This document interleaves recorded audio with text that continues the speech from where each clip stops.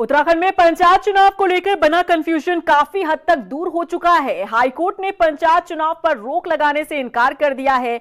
हालांकि इसके बावजूद ये चुनाव राज्य निर्वाचन के लिए सिरदर्द बनता दिख रहा है। ऐसा इसलिए क्योंकि भले ही पंचायत चुनाव पर हाईकोर्ट ने रोक न लगाई हो, लेकिन आयोग के 6 जुलाई के सर्कुलर पर रोक लगा दी है। वहीं अब इस मुद्दे पर सियासत भी गर्माती दिख रही है।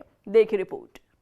पंचायत चुनाव पर कंफ्यूजन दूर, चुनाव पर नहीं लगी रोक, लेकिन आयोग के सर्कुलर पर कोर्ट ने लगाई रोक। आयोग के लिए सिरदर्द बना पंचायत चुनाव।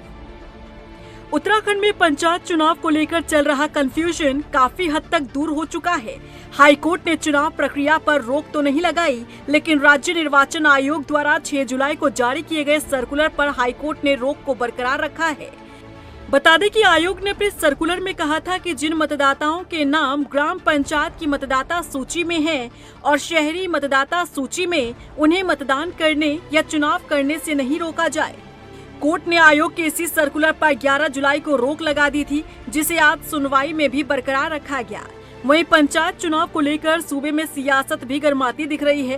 पूर्व मुख्यमंत्री हरीश रावत ने मौन व्रत रखकर पंचायत चुनाव में कथित धांधली और अधिनियम उल्लंघन के प्रति गंभीर चिंता जाहिर की। उन्होंने आरोप लगाया कि चुनाव संचालित करने वाली संस्थाएं सत्ता के नियंत्रण में होकर निष्पक्ष कार्य नहीं कर रही हैं और उम्मीदवार को न्याय के लिए हाईकोर्ट और अन्य मंचों का सहारा लेना पड़ रहा है। तुम्हें जो गड़बड़ हो रही है, राज्य का पंचायती राज का एक्ट है 2016 का, हम बना करके गए थे। उस एक्ट की सर्वथा अवहेलना हो रही है, उसकी धज्जियां उड़ाई जा रही है। आप जब किसी एक्ट के तहत तो काम होगा, जो ये आयोग बना हुआ है वो आयोग को तुमने अपना तोता बना करके बना दिया है। तो राज्य के अंदर पंचायती राज व्यवस्था को नरक में डालने का काम हो रहा है। इसलिए एक दुखी मन से जो है मैंने एक मौन व्रत 1 घंटे का रखा। आज नैनीताल हाई कोर्ट में हुई सुनवाई के बाद राज्य निर्वाचन आयोग ने चुनाव प्रक्रिया को जारी रख अधिसूचना के अनुसार ही करने का निर्णय लिया है, जिसके तहत चिन्ह आवंटित की प्रक्रिया शुरू की गई। लेकिन दूसरी तरफ जिस तरह से हरीश रावत द्वारा आयोग की मनमानी के आरोप पर उपवास रखकर विरोध प्रदर्शन किया गया, उस पर बीजेपी का भी बयान सामने आया है। बीजेपी प्रदेश अध्यक्ष महेंद्र भट्ट का कहना है कि कांग्रेस का हर संस्था पर आरोप लगाने का प्रचलन बन चुका है, क्योंकि कांग्रेस चाहती है कि आयोग की तमाम प्रक्रियाएं विपक्ष के अनुकूल हो। लेकिन जब ऐसा नहीं होता तो चुनाव आयोग पर ही सवाल खड़े करने का कांग्रेस काम करती है।